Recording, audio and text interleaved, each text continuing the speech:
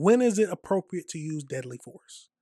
Well, in Tennessee, they're saying you can use deadly force when you want to protect yourself or someone else, but also to protect your property. The biblical saying is an eye for an eye, but in Tennessee, people could be allowed to take a life if someone takes their things. That bill allowing deadly force to defend property is now heading to the governor's desk. What's your property worth? And how far is too far to protect what's yours? In Tennessee, lawmakers just raised the stakes. Right now, under current law, if someone is breaking into your property, if they're stealing from you, if they're destroying what you've worked your entire life to build, you're expected to wait. You're expected to hesitate. You're expected to second guess and take a calculated risk at defending what's yours. This bill would let people use deadly force to protect their property if they believe they had no other option, and there's also a serious threat to human safety. Democrats pushing back against the legislation. The reason that we were taught you don't kill people over property is because they are not putting at risk an innocent human life. What this legislation seems to be doing is lowering that threshold significantly and substantially. Even some Republicans had their concerns, worried the bill could justify shooting an older person with dementia who unknowingly was in the wrong place. Okay, we're not going to, I don't like to stop it too much, but that is a good point. I hate thieves. I do hate thieves, and I do think they need to get the punishment appropriate. But is the appropriate punishment shooting them when they come in the house? What are your thoughts, y'all? But it does make a good point on the dementia. At the end of the day, dementia is a real thing. Older people walk into the wrong houses all the time or try to get into the wrong houses. What if they accidentally kill them? Or is that just something that we have to worry about at the time? But let's keep going into this. The book says that it's an eye for an eye and a tooth for a tooth.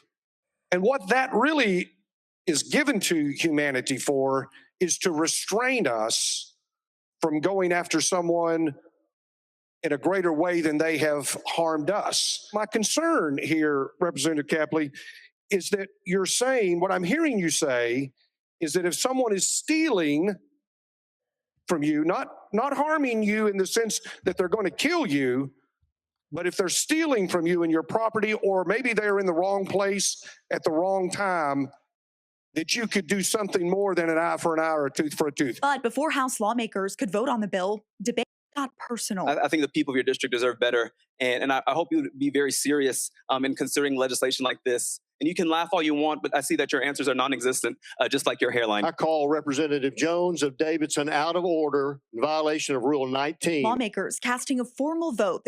There was no need to... People need to have just regular discussions, but let's keep going. Jones broke the rules before ultimately passing the bill. Now let's get over into this next video and see what else we can find out about this whole situation. Happening right now at the Tennessee State House. After more than 3 months of work, lawmakers expect to hear the final gavel of this legislative session really any moment now. So how did they spend their final day on the Hill? Speeding through and debating final bills, of course. And our Capitol Hill reporter, Chris Davis, has followed all the action from the beginning, including updates now on a bill expanding when you can use lethal force and changes inside classrooms. The last day of session can often feel like the last day of school. Talk of summer plans, group pictures, even a rare visit from the principal. Mr. Clerk, call next bill. But lawmakers also had to cram to finish up some of their homework. If someone is destroying your property, that you can use lethal force to protect it. Including Representative Kip Capley's bill that would include protecting your property to when Tennesseans are allowed to use deadly force. Person must reasonably believe deadly force is immediately necessary to prevent the other's commission of arson, burglary, robbery, aggravated cruelty to animals. I do not think we should give license to individuals to kill people over property. Members of both parties gave it a failing grade. Not harming you in the sense that they're going to kill you, but if they're stealing from you and your property, or maybe they're in the wrong place at the wrong time. But the bill ultimately passed. Another bill initially would have expanded the Education Savings Accounts voucher program. This is the one that only impacts Davidson, Shelby, and Hamilton County students. Do you think you had the votes to be able to pass that? Well, you never know. We'll find out when we get to the floor, right? That was Wednesday. By Thursday, the expansion part was stripped out. And it does one thing, it just changes the testing requirements. Instead, the bill allows private schools to either give students the TCAP test or a national norm test. Currently, ESA students are required to take the TCAP. Democrats still oppose the measure. Well, we're not getting into that. The main thing we want to discuss today is the use of deadly force. Do you think it's appropriate to use deadly force on someone who is strictly breaking into your home? They don't show you any sign that they're going to attack you, but whoever knows. But let's get over more into an AI breakdown just to figure out more about this whole bill. So Tennessee lawmakers have recently passed a bill, House Bill 1802, and its companion Senate Bill 1407, that significantly expands the legal right to use deadly force to defend property. Previous laws generally limit the use of deadly force to situations involving a reasonable fear of imminent death or serious bodily injury to oneself or others. If signed into law by the governor, the legislation will permit property owners to use lethal force in the following circumstances: crimes covered to prevent or to terminate crimes including burglary, robbery, theft, arson, property damage, and trespassing. Protection of animals, if extended to prevent aggravated cruelty to animals or serious bodily harm or death to livestock. Imminent necessary, so immediately necessary. The force must be reasonably believed to be imminent to immediately necessary because the property cannot be protected by any other means. Exclusion from retreating. So critically, the law does not allow deadly force against someone who is facing away from the property owner or fleeing, provided they no longer pose a threat.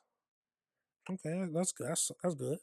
The bill clarifies that simply displaying or brandishing a weapon is not considered deadly force unless it results in death or serious injury.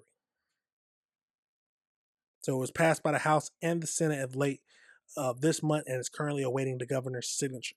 If signed, the law will be scheduled to take effect July 1st, 2026.